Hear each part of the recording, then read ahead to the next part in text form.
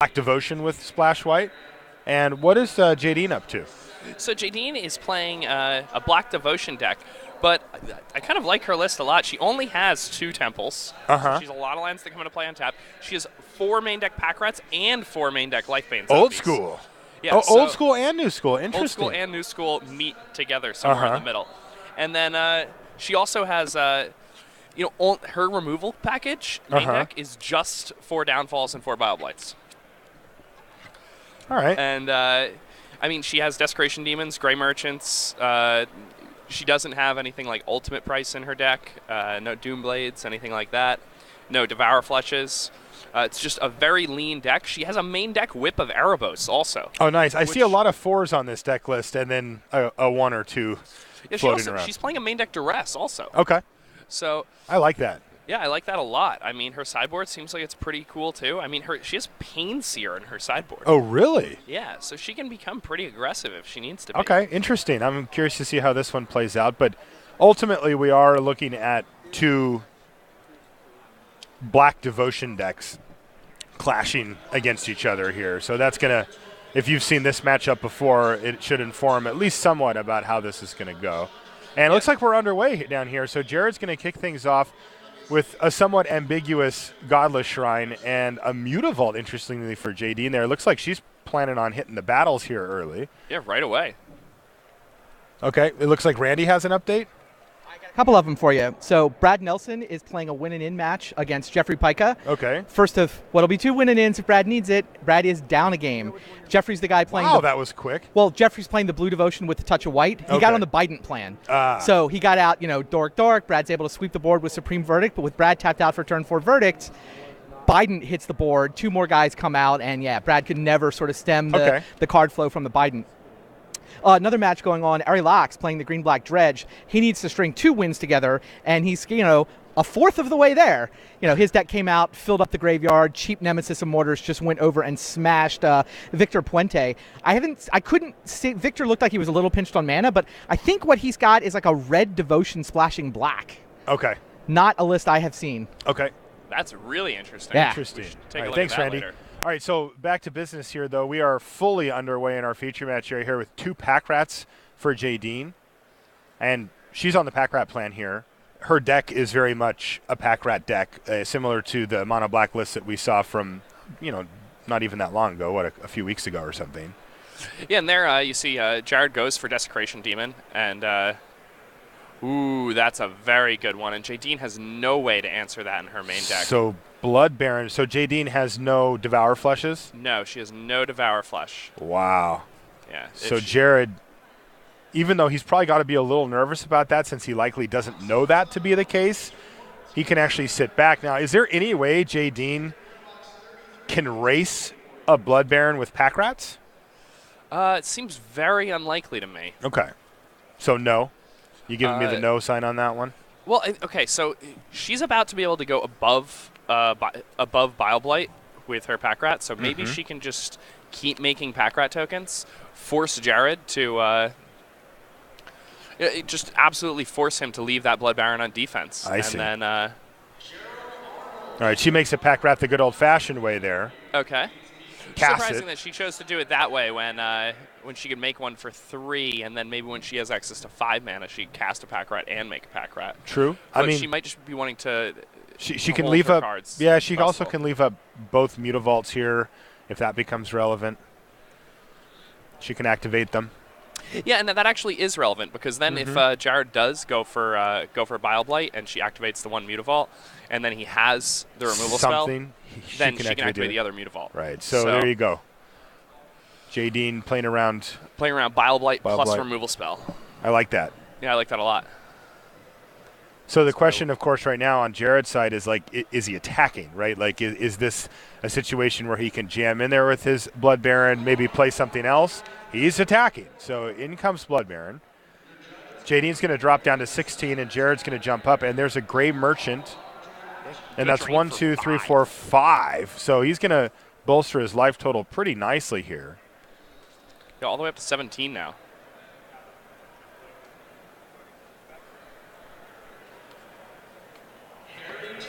All right, and another Jadine, land for Jadine. Yeah, so now she's up to 5.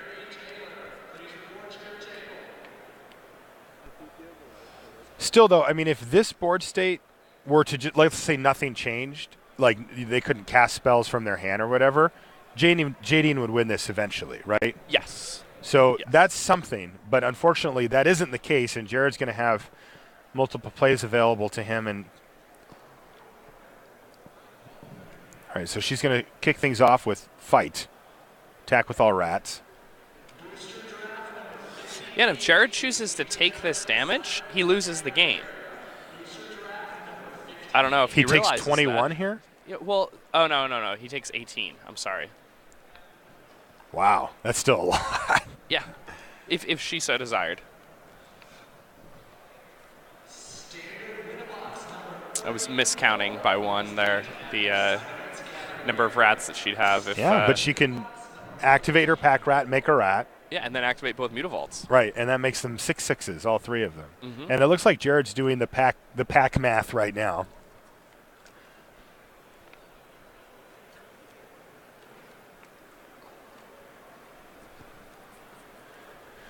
Yeah, so from the looks of it, Jared might have a Grey Merchant of Asphodel in his hand because he might just be going for that extra devotion to just win on the next turn here. There we are. It's a another pack rat there coming into play. So she just made a rat, though, did not activate a Mutavault. Correct. So she's just getting in there for 12. So is she planning on Jared blocking down with to her 9. Mutavault here then? Is that the plan? I would assume so. I mean, she doesn't want to just die to Grey Merchant of Asphodel, Right. and her rats are already big enough that they can. Yeah. Great play there by Jadine. Yeah, I mean, you mentioned it. You thought Jared was trying to set up for another Grey Merchant, which would kill Jadine, and it looks like she spotted that line as well. Is going to chump block with her Mutavault. That is going to gain Jared the life, of course, but it keeps her out of range of a Grey Merchant. And boom, he had it too. So well played there. Now the question is, does she have enough firepower to fight back here? And I mean, she set herself up pretty nicely here. I mean, she needs to. She's going to need to leave this Mutavault on tap to block this Blood Baron, but then even any removal spell then that targets the Mutavault will be good enough to still win. in a tough spot here, but So she's going to have to swing with everything. And Jared's definitely going to have to block 2 of these now. right. I mean, if he blocks 1, that's. I guess he could block 1. Jared's not at 20 though, is he? He is at 20. Right, because of the not only the Underworld Blood Baron connections hit, with, but also the Grey Merchant. Yeah, God, so. that's nasty. I mean, he took 18 last turn, or not 18. He took like 12 last turn or whatever. Yep. And a lot before that too. God. Chaining this Blood Baron into all of these Grey Merchants has definitely worked out pretty well for him. And it's not something you normally see is the Grey Merchants and the Blood Barons, but So it looks like he he blocked, and Jadine tapped the swamp to activate her Mutavault, but clearly she needs to leave that back to block Blood Baron, which is untapped. Ooh, Mutavault, Hero's Downfall, and you're dead. So Jared shows it to her, but got to go through the motions there, and Jared is able to finish up game 1 there against Jadine. yeah, Blood Baron did a lot of work there. It really did. I mean, against a deck that doesn't have colors that aren't Black, black or white, yeah. Pretty nice. Let's jump over to might regret this, but let's jump over to our other table here and see a pretty filled out board state. So on the left, Dean, he's playing a really cool Bant kind of mid-range deck. Yeah, I talked about this deck a bit in a deck tech that I did a little while Well, ago. we actually did a deck tech with him. Oh, great. Yeah. So Okay, Randy good. So you sat guys can down get with that him. too. Yeah, and we're going to be showing you that probably next round. And a cool deck with Courser of Crewfix and Planeswalkers, including Kiora.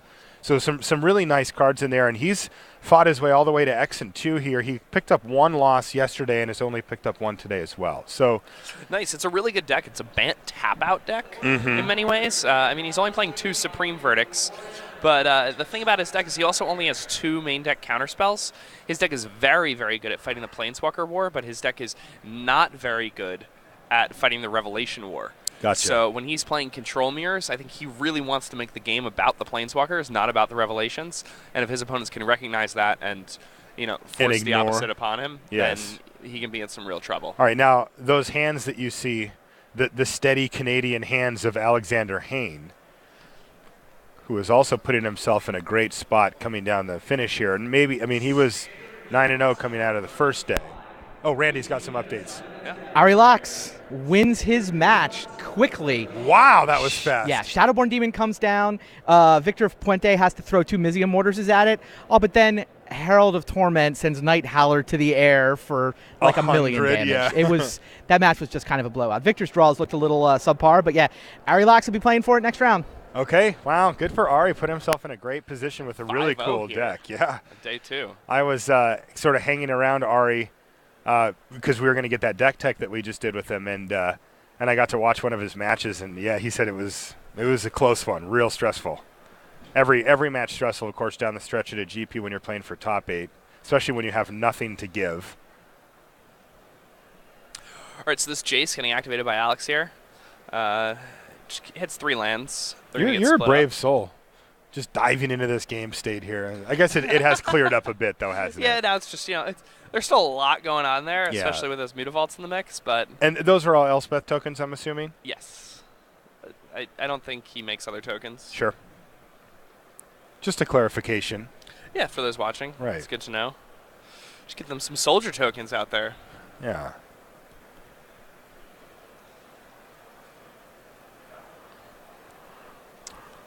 All right, Alex setting up some mana here. Looks like he's got another Jace, Architect of Thought. And that is what he has. Probably just going to -2 this right now and reveal another few cards off the top of his deck. Yeah, so that land, and the Verdict is kind of an escape hatch, but Alex isn't very interested in having an escape hatch when he's this far ahead on the board. Right. So he's going to take that Detention Sphere. He can deal with any of the big threats that might come down on the other side of the table. Interesting. But there's the Advent of the Worm. That's one of the reasons why his deck is so good at fighting this Planeswalker War, is that he has Selesnya Charm and Advent of the Worm that he can cast on his opponent's end step and just assassinate things like Jace, Architect of Thought. Especially the Worm token with Trample here. It's so tough to protect your Planeswalkers when that thing comes in on end step like that. Yeah, Advent of the Worm, one of the more exciting cards to come out of... Ooh. Azorius Charm says Worm token goes away forever. That's sad. Yeah, and one of the things I talked about when I was looking at this deck earlier was that, one of the reasons that Advent of the Worm is pretty good right now is that there are no Azorius Charms to just outright get it. Mm-hmm. And Alexander Hayne is still playing the Azorius Charm, and therefore was able to get a little bit of value there that a lot of Dean's opponents probably have not gotten in previous games. Scryland for Dean. Has to think about it, but choose to put it on the bottom. It looks like he has a Jace of his own, which is going to be pretty good here. He can plus that and keep those tokens off his back. Keep all the tokens off his back. It looks like Alex does. Oh no, he's going to go for Elspeth. Oh wow, that's even better.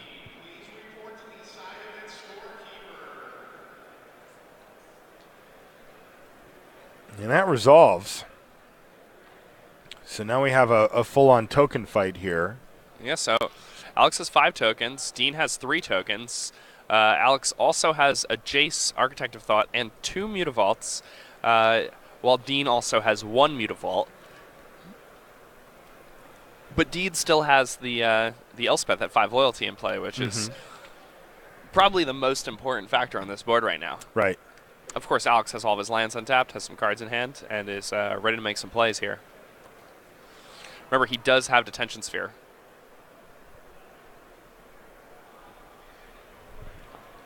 He can, if he wants to, Detention Sphere the tokens, and then attack the Elspeth with a variety of Mutavaults and tokens and get it dead. Well, I would kill his own tokens, too.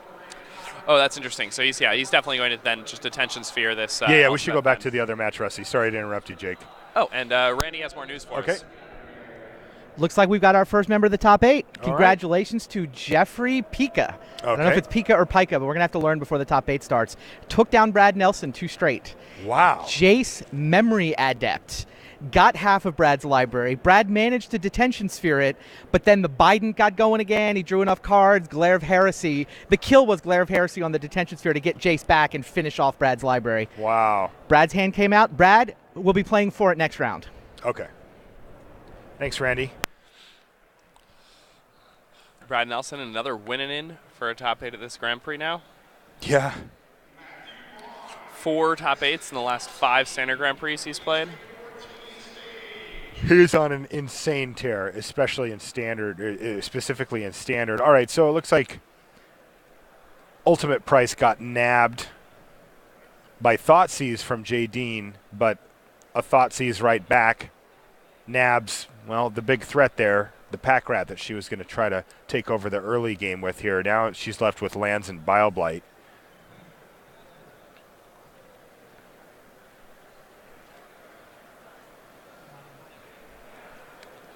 Jared advancing his board state with that Mutavault, and ooh, nice draw there for Jadine. She finds great Underworld draw connections. step. Not much that Jared's going to be able to do about that currently. I don't know if his white splash includes some way to deal, maybe revoke existence or something along those lines, but right now he doesn't have it. All right, an extra card here for Jadine. Meanwhile, Jared missing that 3rd land drop. Does not look good for him at this point. Ooh, another connections here for Jadine.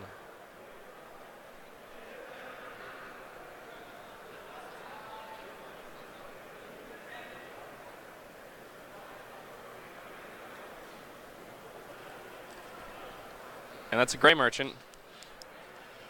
Yep. Draining for 6. And yeah, he's just going to pack it in. That was the game? Yep, that was it. Wow. So game 2. That wasn't much of a game. That was not much of a game at all. Jared, unable to find that 3rd land, really the most important thing for him that game. But also, very nice Underworld connections off the top there for Jadine. And then that was able to help her chain into another copy of Underworld connections. And then she was going to just start, casting Gray Merchants from here until forever. And jumping right back into this mess, Dean still has that Elspeth in play. That's definitely a good sign for him. He's got Alexander's board state whittled down to a bunch of Mutavaults and 3 soldier tokens left. And it looks like all 3 tokens battling here. Yeah, now Dean is definitely the aggro in these control matchups. He's tapping out a lot, but he also only has 3 Revelations. But the Revelations are really, really good in his deck. Like he has Sylvan Caryatid. He has Kiora, the Crashing Wave. So he's Courser of Crewfix also to help himself hit those land drops. They're just really good in his deck in general.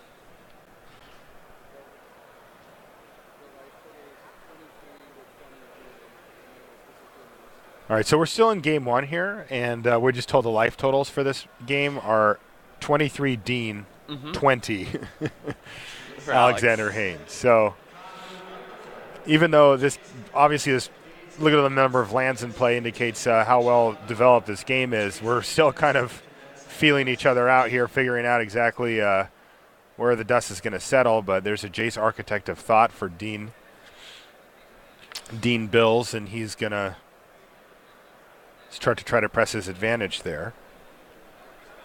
Yeah, now, if Alex doesn't have an answer to this, it's going to be pretty rough because, 2 Planeswalkers on the other side of the table is just really hard to deal with. It's Even just if you too much resolve advantage, a huge Revelation, it's still just so rough. So a Revelation goes into Dean's hand now. Dean's hand, wow. Off that Jace. And speaking of Revelations, this is an interesting position for Dean to be in. I mean, assuming that he can't counter this, is he going to fire off his own? Yeah, he is. He knows that Alex is going to draw a counter spell when he Revelations for 100, right? So, the chances of him actually resolving his own Revelation after Alex's is quite small, so he's going to fire it off for less than he would like, but still a respectable, what was it, 4 or 5, 3 or 4, something like that. But in the meantime, Alexander Hayne restocks the barracks there. I mean, he has got tons of cards in hand now. Look at that grip. And I mean, if he has, double detention sphere plus Supreme Verdict, he can just take this game and, be pretty far ahead. There are a lot of combinations of cards he could have that put him really far ahead here, but the problem is that he's going to have to use the majority of his mana on his main phase now, and then he's just going to get to pass the turn back to Jared, who also has a grip full of cards, and is just going to get to follow suit and do something absolutely absurd on his turn. This is just a big stuff slugfest here. I mean, we've seen Elspeth's, Jace's, Big Sphinx's Revelations, tons of mana on the battlefield. Is that Fated Retribution? That is Fated Retribution. Wow, that's another way to get rid of a couple of Planeswalkers. Very good. Also, a Sylvan Caryatid falls in that process. So huge play there for Alexander Hayne to get himself right back in this game. I mean, he just went from like significantly behind to at least at parity, if not ahead. Yeah, I think he's ahead. Insane. All right, let's go back to our main match and get our game 3 here between Jared Betcher and Jadine Klamparens. So it looks like Jared had a Temple on turn 1, and Jadine's leading things off with a Duress that whiffed. It did whiff. Wow. Brutal. Yeah. Jared laughs and says, I play perfectly, obviously. And here's the Thoughtseize for Jared. So he drew that. Yep. Probably left it on top of his library. As I see, he's got 2 Scrylands there. So we'll give him some credit, but looks like a lot of banter down there. So what does he see here? Duress, land, and what's that middle card? Bile Blight or something? Blight? Yeah. Yeah, it was Bile Blight, and away that goes. So Jadine's got to keep that in mind as well. Yeah, now, I mean, she can't play the Duress this turn. The other one she drew because she knows it's going to whiff. She knows it's just going to whiff. So she's really got to wait for him to play a guy before she plays that Duress.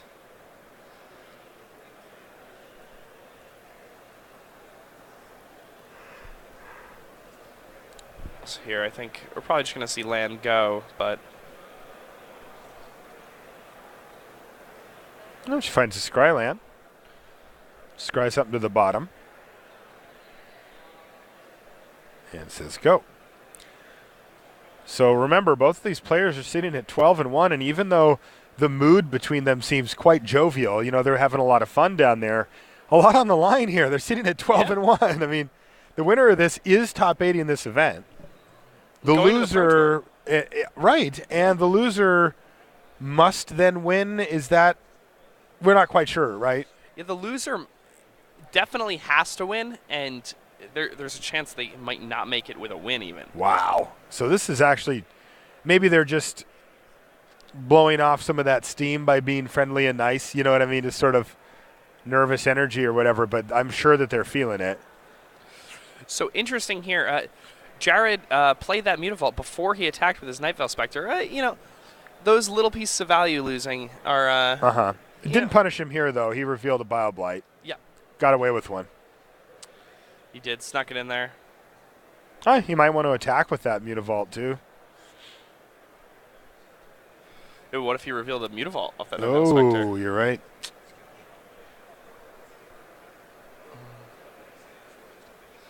Yeah, so Jadine finds a Mutavault of her own, but it's not very good here, especially with their opponent having a free Bile Blight at the ready.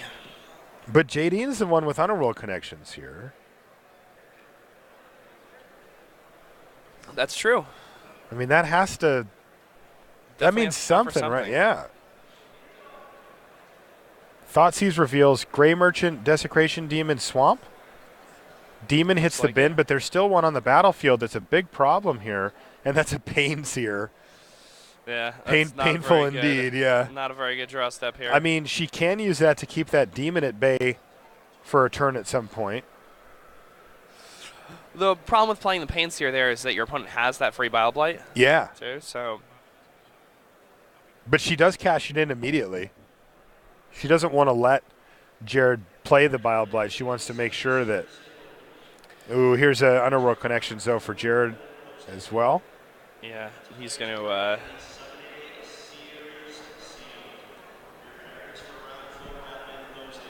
So, Underworld Connections comes down onto that swamp for Jared. Jared just running away with this game now.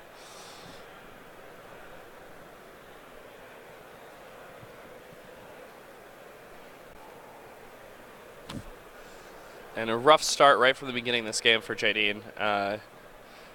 Duress whiffing into your opponent thought seizing away your most important card, into a Night Veil Spectre that actually gets to connect and starts hitting cards that your opponent's definitely going to be able to cast. He himself is a Black Devotion strategy, so right. Every card he hits off the top of your deck is going to be super live.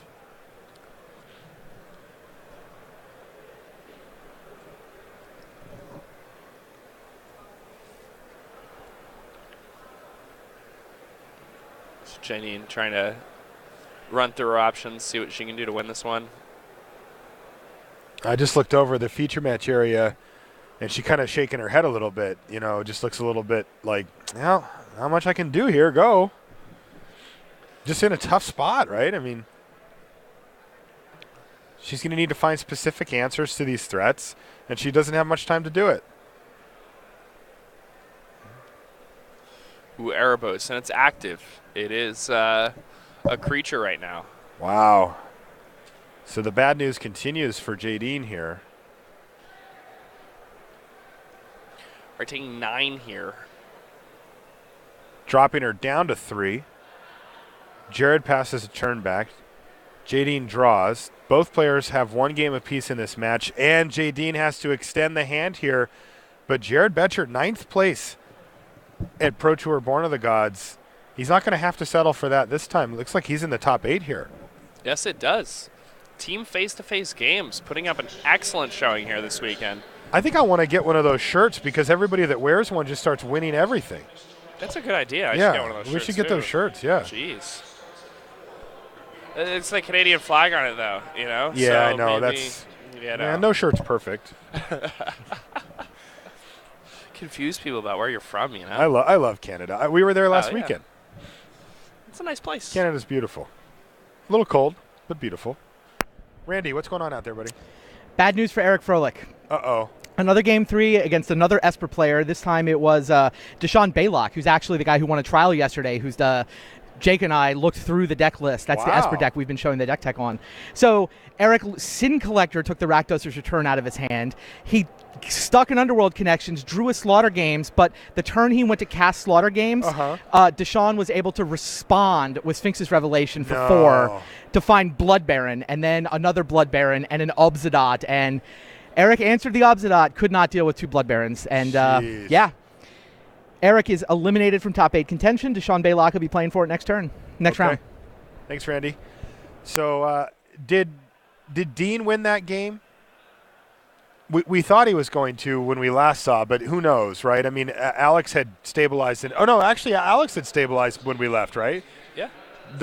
What's that? Alex won. Alex won, yeah. Yeah, that makes sense. We actually thought he was probably ahead given that he had like a full grip on a pretty much empty board, though his opponent had one too. Yeah. It was a little unclear, but it looks like Alex found a way to win that one. And like I said, the Revelation War favors Alex, and the Planeswalker War favors Dean, and that's what I was talking about. And Alex ended up winning that game by resolving a massive Revelation, and he could do so without fear because his opponent's deck doesn't really have that much counter magic. That's right, and remember, it was also Fated Retribution there. That was huge. Took out both Planeswalkers with 1 card. Randy. Yeah, I got one more for you. There was actually another person who could clinch top 8 that round in Nick Seifert, who got paired down against Ian Rogerson, but it was Ian with another Blue Devotion splashing white who got the win there. Nick Seifert with his Black Devotion deck has another winning in. Okay. So, yeah, bunch of winning ins next round, and looks like we've got 2 through to the top 8, right? Pika and Butcher? Yeah, and Brad Nelson's winning inning next round as well. Right. Is that so correct? Here's the list of people I'm aware of who get to play a win and in next round. Brad Nelson, Jadine Klomplerins, Ian Rogerson, Nick Seifert, Ari Lax, Deshaun Baylock. Wow. There will be more. There will be 1, 2, 3, 4, 5, 6 more players joining them. So 2 people through, and we're going to have like 6 win-and-ins next round. I love hearing that, Randy. Thank you. All right, so we're back at our secondary match here. Alexander Hayne up a game. He's ranked number 11 in the top 25 pro rankings right now. But all that matters at the moment here is not that top 25 pro rankings. It's that he's 11-2, and his opponent, Dean Bills, is also 11-2. Now, if you guys haven't seen this, Dean's deck is pretty cool. It's a Bant, kind of a mid-range. Would you call it Bant mid-range? Bant control? Bant tap out. Bant tap out. I like that. Yeah, tap out's kind of like a term for a type of control deck. Yeah. And that's really what he's doing. Is that, he's playing cards like Sylvan Caryatid, and he's, he really just wants to be tapping out for Planeswalkers every single turn. And Planeswalkers do powerful things. It's like having a whole other player playing with you. Like a little mini player. Yeah. it's like it was designed like that or something. Right. And yeah. So Dean's deck is pretty cool. Who did he get? We actually did a deck tech, and I think he'll say who he got the list from. He told me, but now for some reason it's failing me. But yeah, and he brought that thing, went X1 yesterday with it, has only dropped 1 match today, and is fighting for his life here. I mean, this is it's pretty exciting when you can take a new deck. Corsair Crewfix is a card that we've seen make a pretty nice splash on different formats, and he's playing him in his main deck here. Corsair Crewfix is such a strong card. It boggled my mind when I saw that card. When you first read it? That thing, yeah. It's got 4 toughness. Mm-hmm. It even gains you life. Yes. It just gives you free cards. Yep. It combos with Domri. It's pretty absurd. Yes, it is a very, very, very powerful 3-mana creature for sure. And Dean was like, well, I'm playing it. And I can get behind that. Playing. How good is it in this matchup, though? In this matchup? I mean, it's fine. It forces Alex's hand. Alex has to do something about it. You can't just leave that there. Yeah. And land drops are the most important thing in this matchup. So right.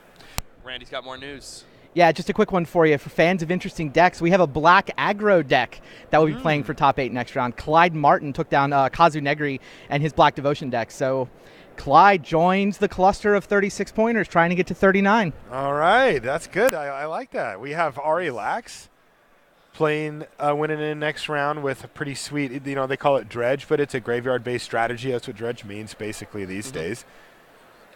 We've got that guy playing aggro, mono black aggro. Right. And we have Dean here who's spitefully returned. Yeah. And we have Dean here who's fighting hard with a Bant list, though. He's kind of run up against the buzzsaw here. Alexander Hayne is a beast. Alexander Hayne is absolutely insane. Yeah. He is a monster. Is won as many Grand Prix as anyone else has ever won in a season this season. That's insane. And so he's tied with Kai and Yuya. Some good company. If Alex is able to win here, he breaks that record. Which is unbelievable. I was talking to Randy about that earlier, and it's like when you put it in perspective of how big tournaments are versus how big they were back then, it's unbelievable. Yeah, I mean, when Kai did it, these Grand Prix were normally like 280 people, 300 people. Yeah. Alex is doing this through well over 1,000-person fields. Right. So we're underway here, but as you mentioned, land drops being one of the most critical pieces to this type of matchup. That's all they're doing right now is just building out their mana. Is this a Corsair? It is. Corsair's going to reveal a nice one there. Not a land. That's okay. He didn't have a land drop to give this turn anyway. Instead, he sees a detention sphere. And now Alex, he pretty much he has to deal with that. That's what you were just saying, right? Like, look, you can't just sit there and stare at the thing. It pressures his planeswalkers. It attacks for damage. Not that that's excessively relevant here. No. But it not only pressures his planeswalkers, but it also is going to give him free cards if there are lands on the top of his deck at any point in his 26 or 27 land deck. Ooh, that's a very nice one. Jace Memory Adept there from the sideboard for Dean.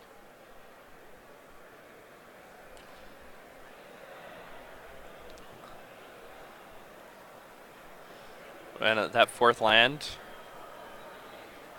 And there's Kiora the Crashing Wave as well. And Kiora resolves too. He's going to draw a card immediately, play a land immediately, and he's just kind of going off here, JVL. Yeah. And, I mean, that's the thing is that because he was able to minus that Kiora, he got to play an extra land that turn. So the Courser of Krufix, it ended up getting all that free value there. It's just so good. So he drew a card off the Kiora and then also got to draw a card off his Courser. Right. And by the way, they're both still there, right? Like, Kiora's just there like, hey, I'm going to keep doing this, Courser's like another Planeswalker. Right. Plays right in the strategy. It's like a little mini Planeswalker. All right, here's Jace for Alex, which is fine. It's going to keep momentum moving forward, but he's forced really to plus Jace just to protect Jace from the Courser. Otherwise, he minuses it and Jace immediately dies to the onboard threat. Another free land off the top here for Dean, and he's getting way ahead here. Now, that's still good,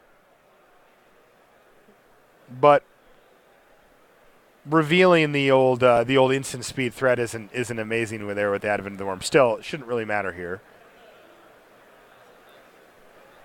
Is this 10 cards hitting the bin for Alex? It is. All right. Jace Memory Adept is a really fast clock.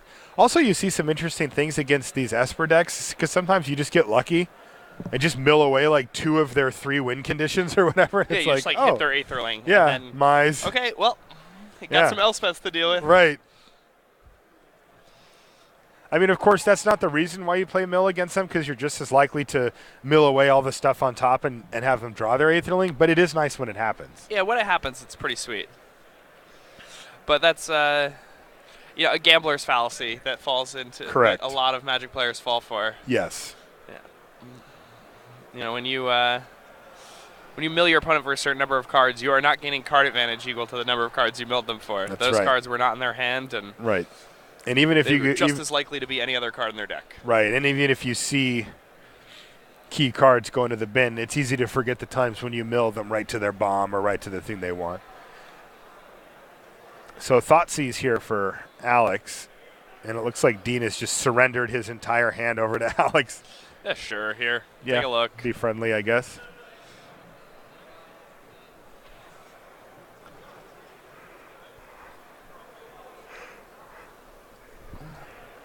Takes that detention sphere away. Right. And is the detention sphere of his own for that Jace or no? He does indeed.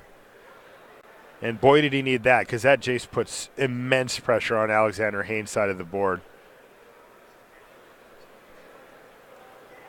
Okay, so Alex has managed to stabilize a bit here, but he's got a lot of problems going. Again, Courser Krufix, jeez. Courser Krufix has just kind of been the harbinger of bad news here for Alexander Haynes as well. It showed him some pretty good stuff, especially that last one, Sphinx's Revelation. That's an Unravel the Aether there. Oh, can he fire that off right now? Yeah. Oh, he can, of course. He has to wait until next turn, but the key is, yes, he can. So yeah, so he Revelations. So he Revelations so that he can do it right now. And then he can actually play this land off the top of his deck, too. And that way he is going to get to now mill again and keep, again, the huge pressure going. He actually took fewer cards from a Revelation to make sure that he could get that Unravel the Aether resolved. He played a land off the top of his deck there? Yeah, he played 2 lands off the top of his deck because Kiora had a sweet extra land in the bin there. And Man. this Courser has been – the Courser has represented, how many cards now at this point? 4? 4, yeah. 4 extra on top of itself. Insane. Plus it's pressured this Planeswalker. Yes. No, you were totally right, man. Exactly what you said at the beginning. Look, Alex cannot afford to ignore it. He hasn't found an answer for it, but, I mean, it has done so much work. And quickly, too. So a pretty obvious split here for Dean is he's going to split away the detention sphere, assuming that Alexander Haynes needs it to deal with Jace Memory Adept, as he's already activated that Jace 2 times. So Alex's library is going to dwindle pretty quickly here, even if Dean's Jace Memory Adept gets put into the detention sphere.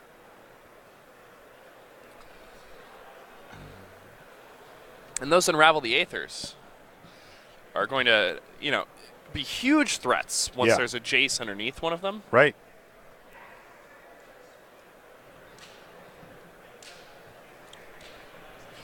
And, when I was talking about Jace Memory Adept earlier, I said that, we're likely just going to be drawing cards for the first few turns with it, and then we can start targeting our opponent. But Dean already has a full grip. He doesn't need any more cards. He has everything that he needs. He's just going to... And Alex just concedes. That's about where that game was going. Wow, what a great game there. Super well played there by Dean. Yeah, that was awesome. Dean is going to even things up at 1 game apiece. And we're going to get a decider here at the two 11-2s that are battling. Looks like Randy's got some updates for us, too, from the side tables. Yeah, Tomoharu Saito was playing against Austin Tramper in another to get to 36, to get into a win and in. Austin playing black-white mid-range, and he managed to stick an Elspeth. Goes for Blood Baron. I watched Saito. His hand is Syncopate and Sphinx's Revelation. So he decides he really needs to rev to find an answer to Elspeth, so lets the Blood Baron resolve. Big rev for like 5 cards, finds the Pithing Needle, but can't find an answer to the Blood Baron. Draws a handful of Permission and dies to the Blood Baron. So Saito knocked out of top 8 contention, but Austin Tramper will be playing for it next round. Okay. Thank you, Randy. Yeah, only 5 minutes left in this round now. It's going to be a rough one for both of these players. Neither of them want to draw. A draw could eliminate these players from contention.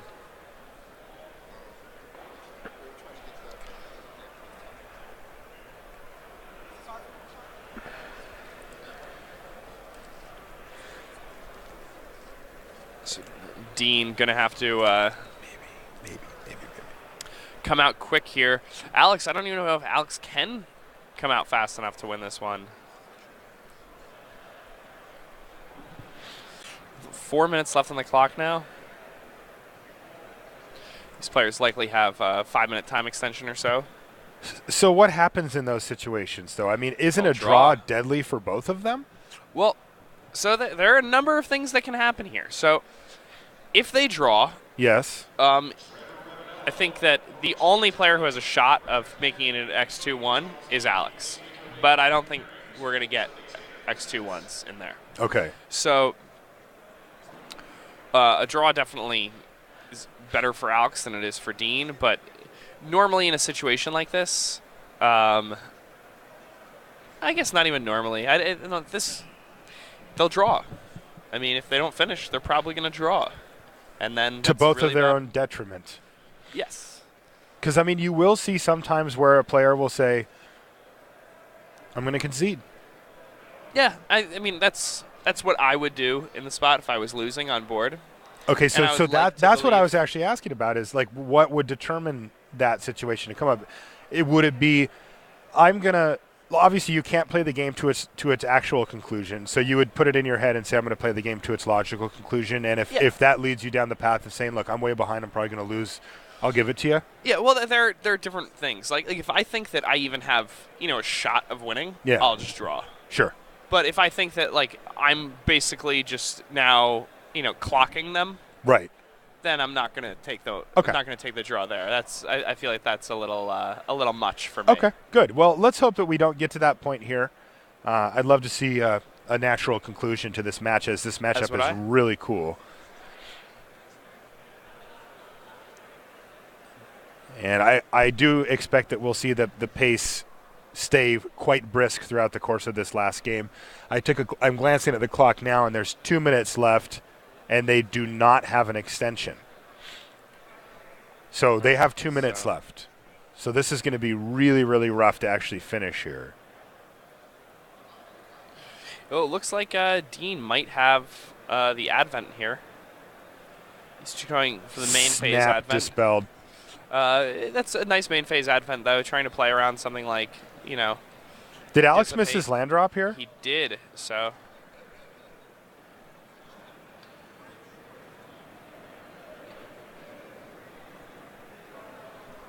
So Pithing Needle, Mutavault, Sylvan Caryatid.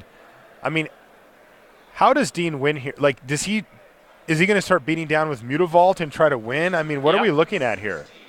Because it looks like he's way, way ahead. He just needs enough time here. What has Alex got going on here? He has a pithy needle naming Jace, and he has to say go. So Alex missing land drops repeatedly here.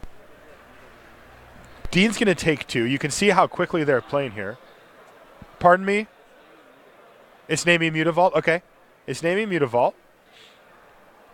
And there's a good start there for Dean, though the untapped land is probably going to see a detention sphere here. Is that what you're thinking, Jake? Yes. I think that... I looked at you as I said it, and as I said it, Alexander Haint played it. But still, Dean looks like he's in good shape here. He still has a Jace going. Reveals Courser, another Jace, and a Temple of Enlightenment. And Alex says, you can have Jaces. Those don't kill me. That's right, they don't. And with 10 seconds left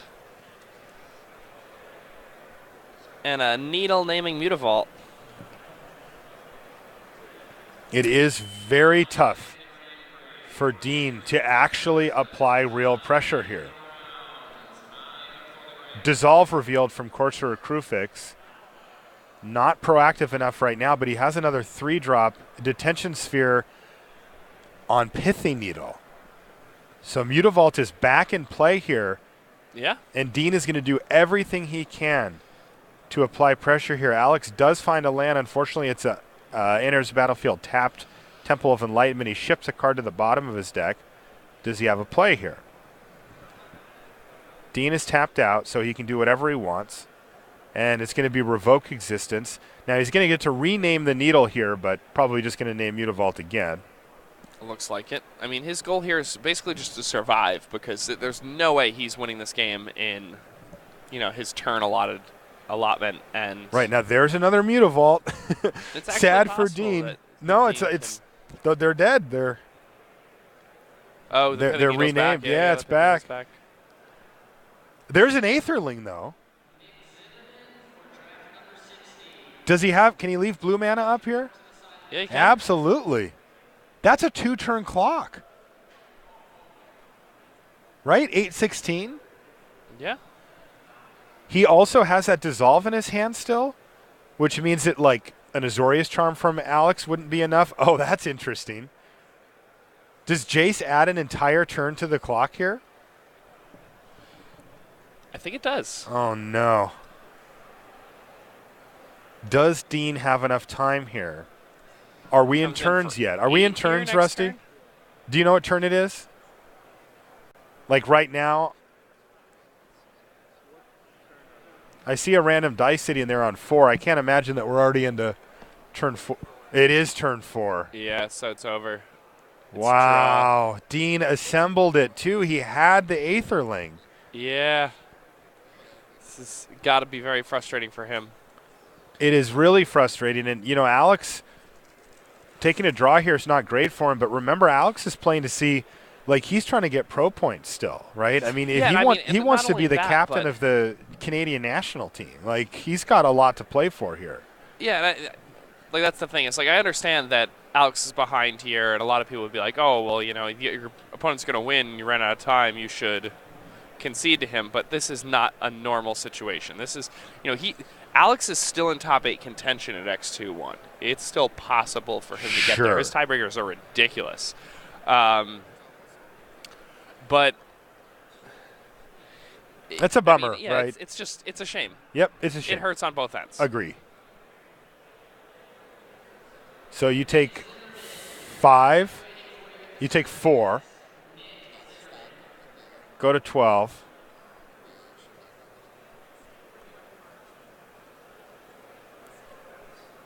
And that's turn 5. Yeah. And it looks like they may be chatting about about the board state and how things look. But look, there's no, one thing to remember here is that there's no, they can just taking the draw. There's no downside to that, right? You just, sorry, man, taking the draw. Yeah. It's simply a choice that the player has to make. I dislike it when people imply that there's a decision that you should or shouldn't make there. I think it's it's what you entirely should up do to is you. do a draw. If you want to do something else, fine. But Yeah, you should draw. Right. That is what should happen. Exactly. But